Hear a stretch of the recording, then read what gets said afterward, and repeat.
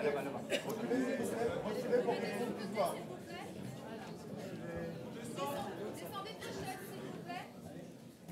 me donnes le go là. C'est bon? Bien, je vous propose qu'on commence. C'est bon? Bonjour à toutes et tous pour ce moment historique. Merci d'être présents pour le premier événement public pour le lancement du nouveau Front populaire. Nous allons maintenant vous présenter le résultat d'un énorme travail collectif qui a été réalisé ces derniers jours, ces dernières nuits, et qui fait que nous sommes au rendez-vous de l'histoire.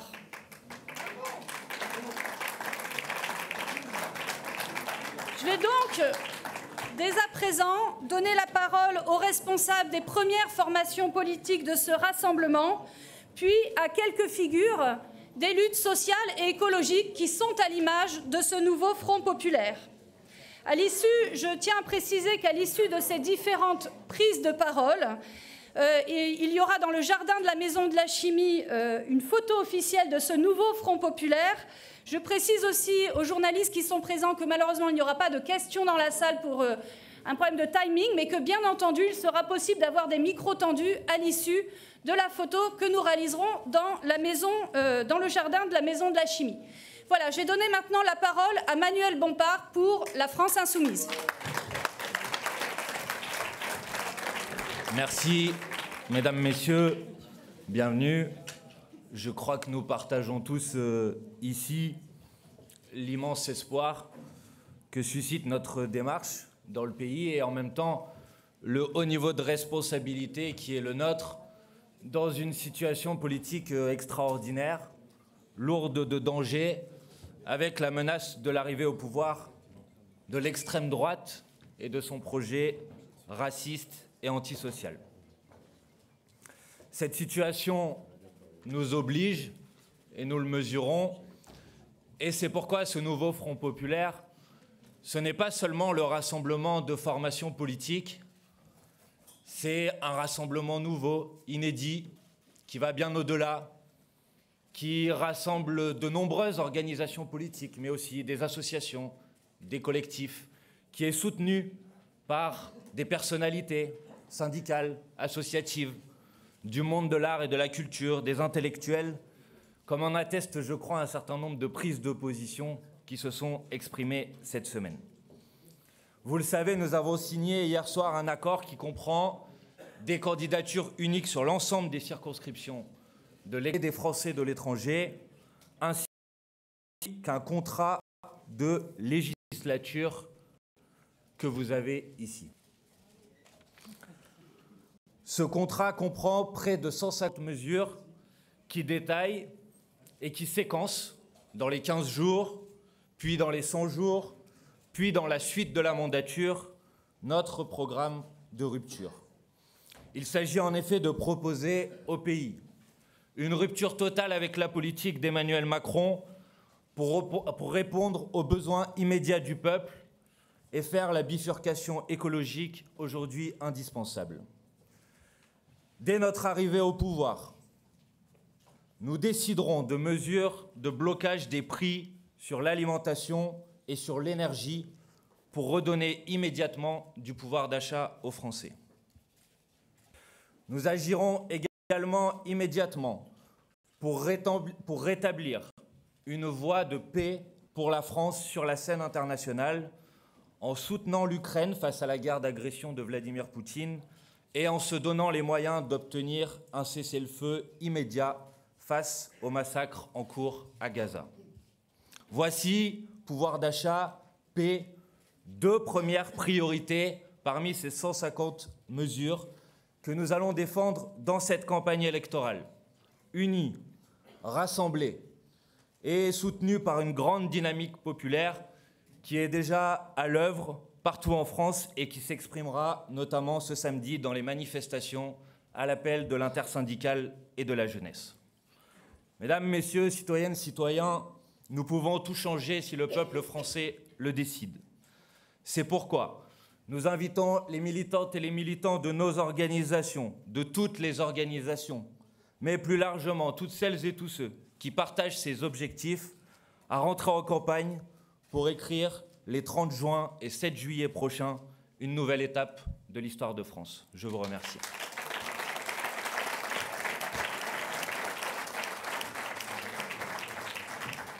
Bien, je donne la parole à présent à Marine Tondelier pour les écologistes.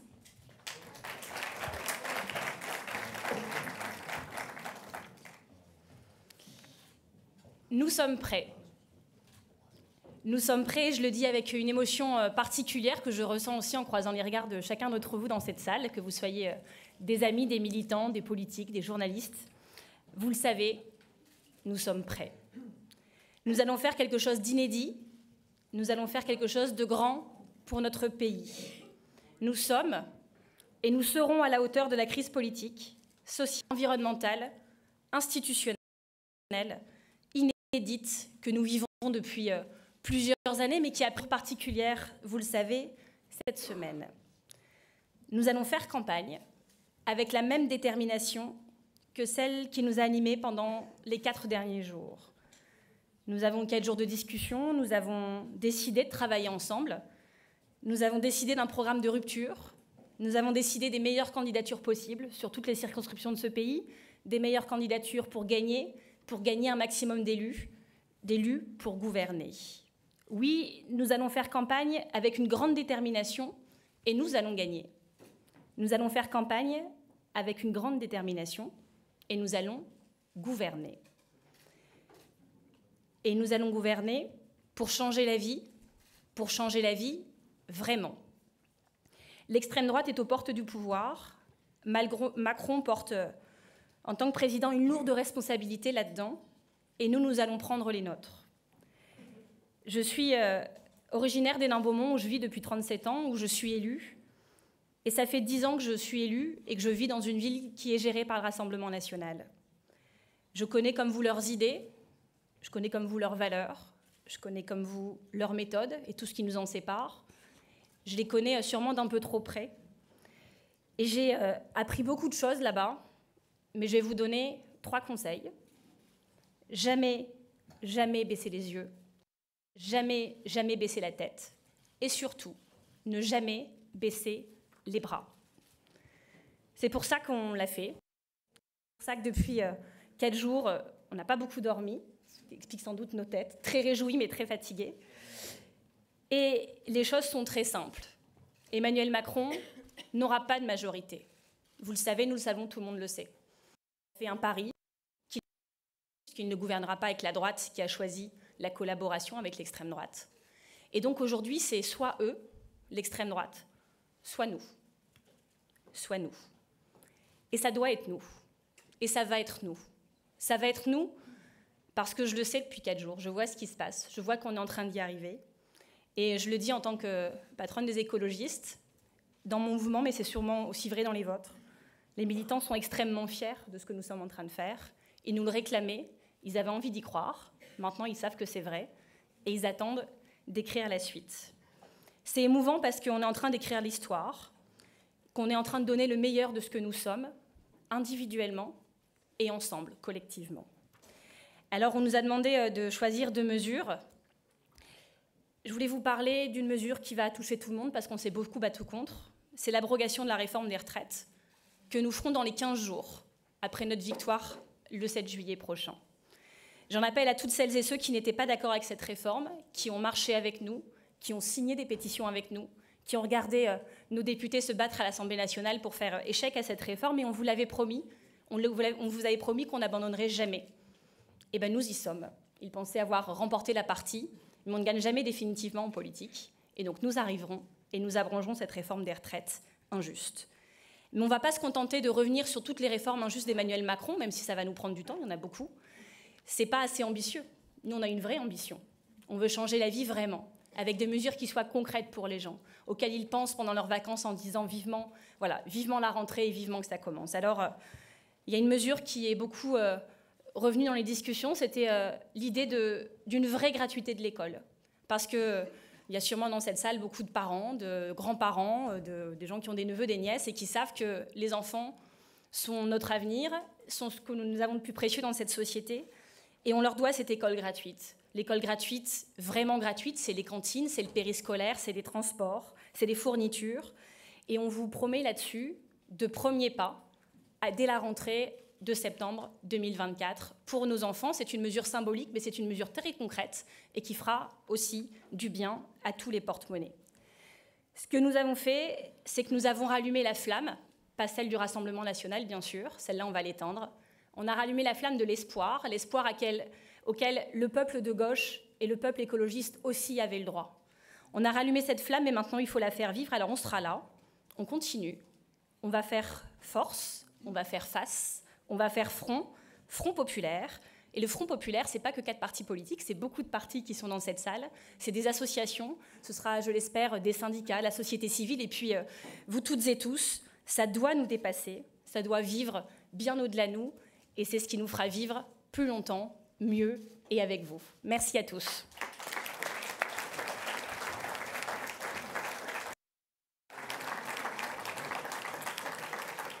Bien, maintenant je vais donner la parole à Olivier Faure pour le Parti socialiste.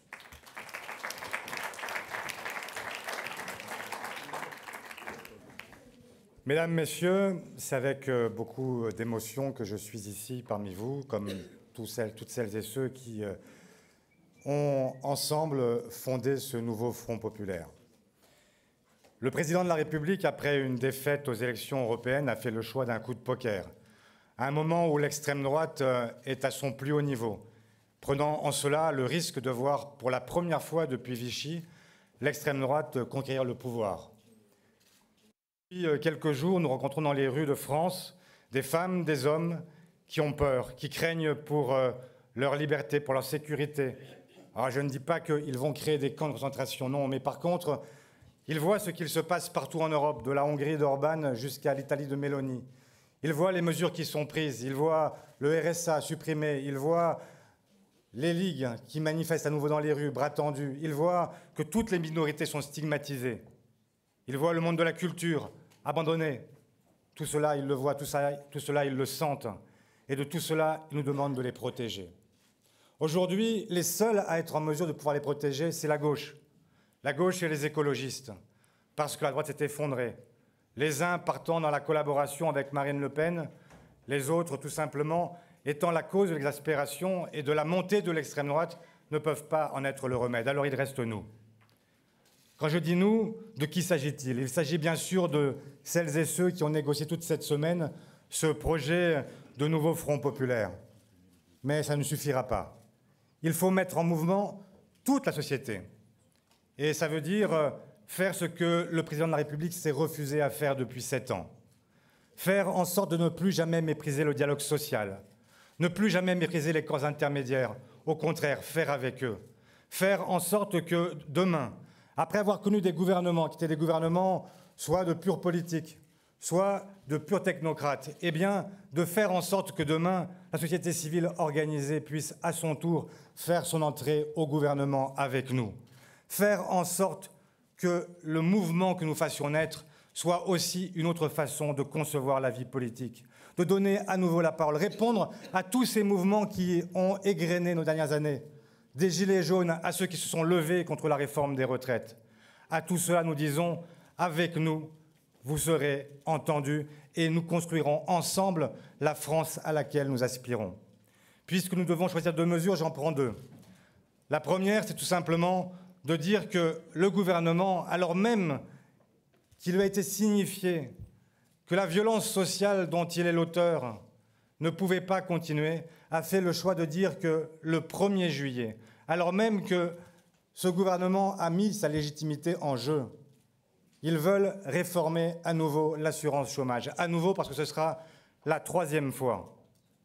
Eh bien, l'une des premières mesures que nous prendrons, c'est d'annuler cette nouvelle réforme de l'assurance chômage qui va jeter à la misère des milliers de jeunes et aussi d'aînés qui seront, si cette réforme devait perdurer, les premières victimes du système. La deuxième mesure que je veux évoquer, c'est une mesure de justice fiscale, justice. Parce que justice, c'est le mot qui nous lie toutes et tous ici. Justice. Et donc, nous ferons en sorte de financer tout ce projet très ambitieux en le prenant dans la poche de ceux qui ont les moyens de le donner. Le président de la République avait il y a quelque temps appelé à un réarmement civique. Nous appelons nous aussi à un réarmement civique. D'appeler toutes celles et ceux qui peuvent contribuer, toutes celles et ceux qui ont toujours profité de toutes les crises, à venir au secours de leur pays, venir au secours des services publics, venir au secours de la transition écologique, venir au secours de celles et ceux qui ont moins. Voilà ce que nous exigeons d'eux. Voilà ce que nous leur demanderons en taxant les superprofits, en faisant en sorte que l'ISF soit rétabli, en faisant en sorte que la flat tax soit abolie et l'exit tax rétablie. Voilà, mesdames et messieurs, je vous le dis au nom des socialistes, nous sommes extrêmement fiers d'être avec toute la gauche et les écologistes. Nous avons entendu souvent dire que nous étions irréconciliables. Nous sommes en train de vous faire la démonstration que quand l'essentiel est en jeu, nous sommes là, toujours là. Merci.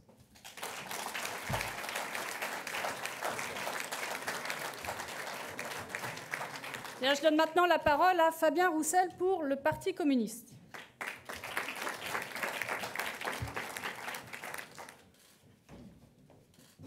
Oui, c'est un jour historique. Et c'est un serment que nous faisons devant tous les Français. C'est un pacte que nous voulons passer avec vous toutes, avec vous tous, parce que nous savons qu'aujourd'hui, c'est le pays tout entier qui nous regarde, ici, dans l'Hexagone, comme dans les Outre-mer. Nos concitoyens, nos concitoyennes attendent de nous que nous soyons à la hauteur du moment que nous vivons. Alors aujourd'hui, ici, nous faisons, je fais, le serment de rester unis pour changer la vie, pour répondre à cette immense attente de changement qu'expriment nos concitoyens, pour plus de justice, pour plus de respect, pour plus de fraternité humaine. Et je salue l'esprit de responsabilité de chacun d'entre nous ici, de chaque organisation politique, de Raphaël Glucksmann, Aurore Lalucq, à Marine Tondelier, en passant par les communistes et les insoumis.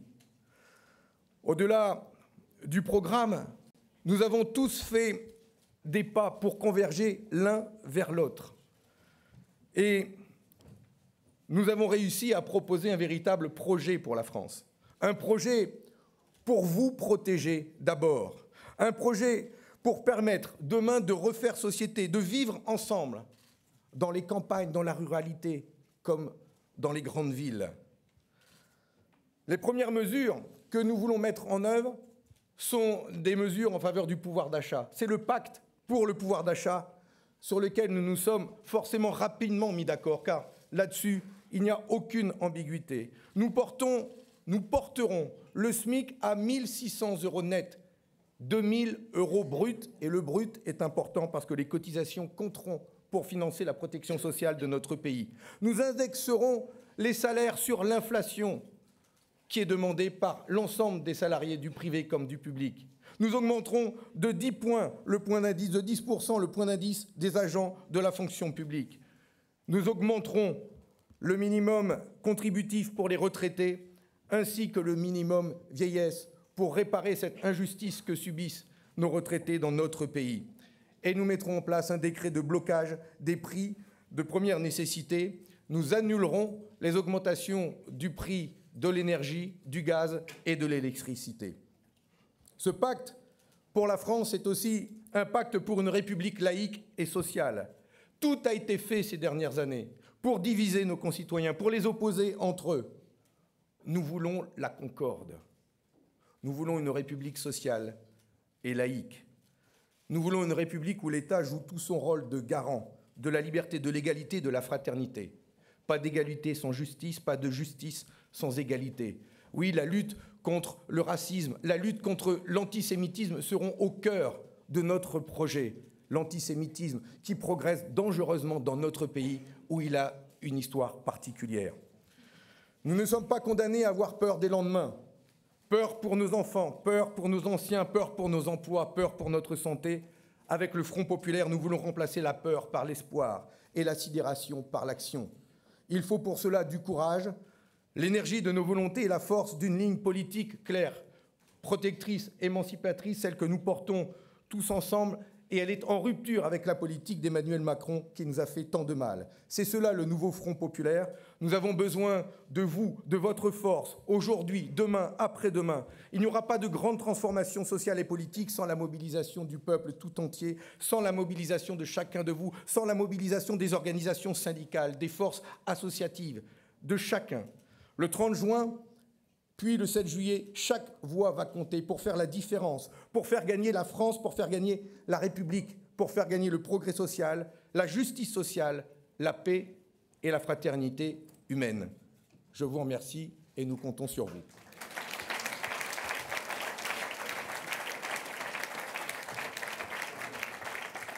Bien, il reste 3 prises de parole. Je donne maintenant la parole à Aurore Laluc pour Place Publique.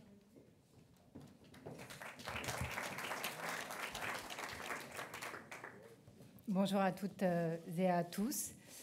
J'ai le privilège un peu de passer après vous.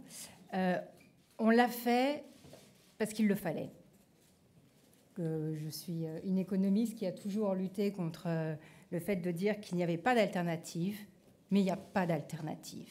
La seule alternative qu'il y ait, lors du prochain vote, j'allais dire le 9 juin, je suis déformée par la campagne des européennes, c'est nous. Il n'y a pas d'autre alternative pour faire face au Rassemblement national.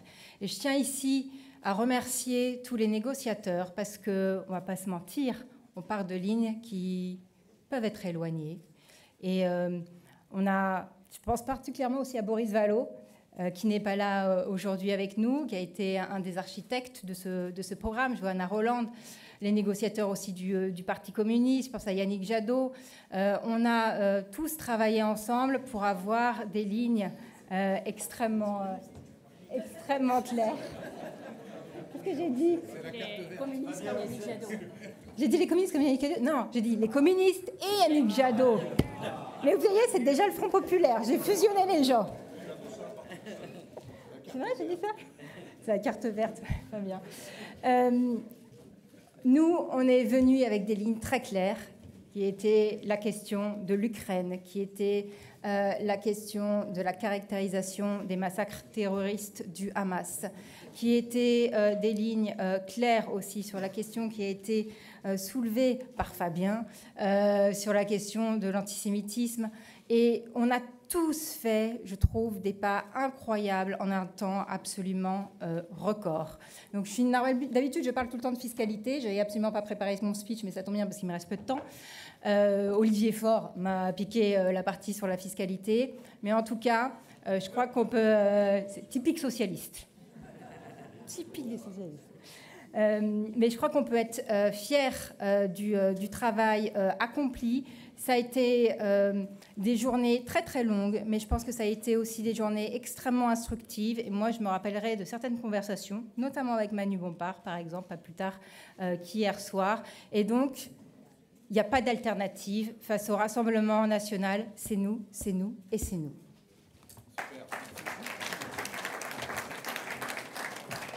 Merci. Je vous prie d'excuser Marine Tondelier qui a dû partir pour une obligation. Il reste 2 prises de parole et je voudrais insister sur ces 2 dernières prises de parole. Le nouveau Front populaire, ce n'est pas seulement les forces politiques qui sont ici, c'est pour nous aussi toutes celles et tous ceux qui luttent, qui résistent. Nous sommes un certain nombre d'ailleurs, y compris dans ces forces politiques, à venir des mouvements sociaux et de ces luttes. C'est mon cas, c'est le cas de beaucoup ici. Et donc le nouveau Front populaire, ce sont aussi des associations, des syndicats, des gens qui luttent dans les mouvements sociaux, dans les quartiers populaires ou encore dans la culture. Pour nous, c'est extrêmement important que ce nouveau Front populaire soit aussi large que cela. D'ailleurs, beaucoup de ces figures des luttes, beaucoup de gens qui luttent d'ailleurs, ont annoncé aussi des associations, des syndicats qu'ils soutiendraient, qu'ils s'impliqueraient même dans cette campagne du nouveau Front populaire. Je suis donc d'abord heureuse d'accueillir pour une prise de parole Abdel Aytou Asgour, qui est un ouvrier de l'usine automobile de MA France en Seine-Saint-Denis, usine qui vient de fermer, usine qui vient d'être fermée par Stellantis il y a quelques jours. Merci Abdel.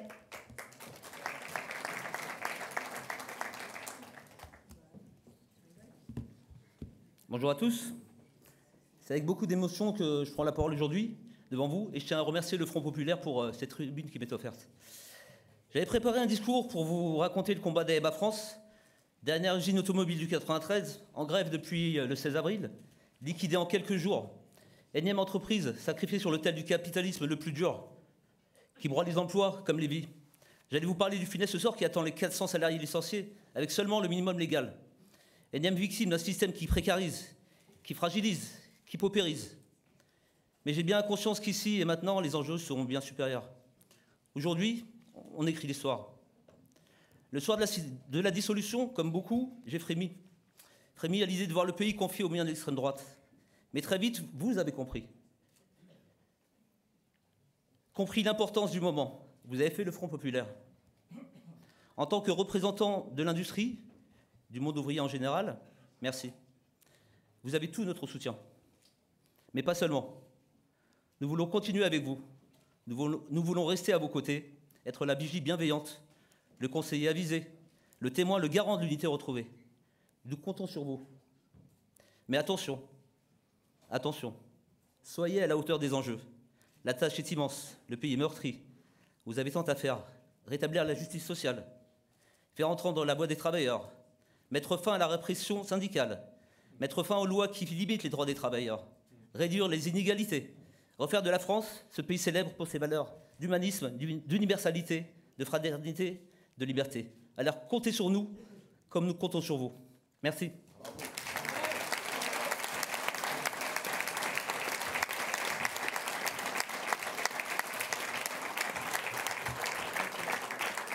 Voilà donc Abdelhaïd Ouazgour est ouvrier CGT de MA France. Et maintenant, je voudrais donner la parole aussi à une des figures des luttes écologistes.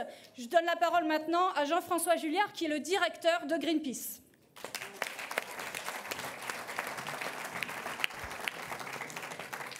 Bonjour tout le monde. Un peu de contexte sur ma présence ici. La France fait partie des pays qui se réchauffent 2 fois plus vite que la moyenne mondiale. On le voit bien saison après saison, des épisodes de canicule et d'inondations meurtrières qui se succèdent. Les scientifiques sont unanimes sur la question. On ne va pas assez vite, ni en France ni ailleurs, pour réduire les émissions de gaz à effet de serre. Les objectifs ne sont pas assez ambitieux, les plans d'action ne le sont pas non plus. Pour nous, Jordan Bardella, Premier ministre, c'est le scénario du pire. C'est la promesse d'une catastrophe pour la protection du climat, pour la protection de la biodiversité. C'est la promesse annoncée d'un réchauffement accéléré, de forêts qui dépérissent, d'océans qui s'appauvrissent. Le Rassemblement national, je le rappelle, estime que le GIEC exagère dans ses recommandations et dans ses préconisations. Il flirte clairement avec le climato-scepticisme. À Bruxelles comme ailleurs, il vote à rebours de toutes les mesures qui sont bonnes pour faire avancer la transformation écologique de nos sociétés. Sur tous les sujets, développement des énergies renouvelables, végétalisation de notre alimentation, diminution d'usage des pesticides, aide aux ménages les plus modestes sur l'accessibilité à des véhicules électriques, le Rassemblement national est au rebours de l'histoire et de la transformation dont on a besoin. C'est aussi, au-delà des mesures que le Rassemblement national porte, à travers ses valeurs, à travers ce qu'il porte dans sa vision du monde, c'est une menace pour toutes les associations comme Greenpeace et comme d'autres qui agissent dans un rôle de lanceur d'alerte, de contre-pouvoir. C'est notre liberté de parole, notre liberté d'action qui serait menacée. Les militantes et les militants qui s'engagent pour l'écologie, mais aussi pour d'autres causes, seraient inévitablement fortement réprimés. La société civile serait bâillonnée en cas d'accession de l'extrême droite au pouvoir. Par ailleurs, nous pratiquons aussi Emmanuel Macron depuis 7 ans déjà. Nous l'avons même fait condamner à 2 reprises dans les tribunaux pour son manque d'action climatique. Nous savons que son gouvernement ne serait pas à la hauteur des enjeux. Et on vient de le voir encore une fois avec une série de mesures qui visent à détricoter les acquis environnementaux récents. Donc c'est vrai, quand on a regardé le programme du Front populaire, on s'est dit qu'il y avait une série de mesures ambitieuses, je ne vais pas les lister là parce qu'elles sont trop nombreuses et ce n'est pas mon rôle, une série de mesures ambitieuses à même de répondre aux défis des transformations de notre société, sans laisser personne au bord de la route. Et c'est pour ça que je suis là aujourd'hui. Moi, je ne suis pas le responsable d'un parti politique. Je travaille dans une association qui lutte pour changer les politiques et changer les politiques publiques. Et ma présence ici, c'est bien sûr un soutien, mais ce n'est pas un chèque en blanc non plus. C'est-à-dire que je pense que beaucoup d'associations partagent ce point de vue aujourd'hui.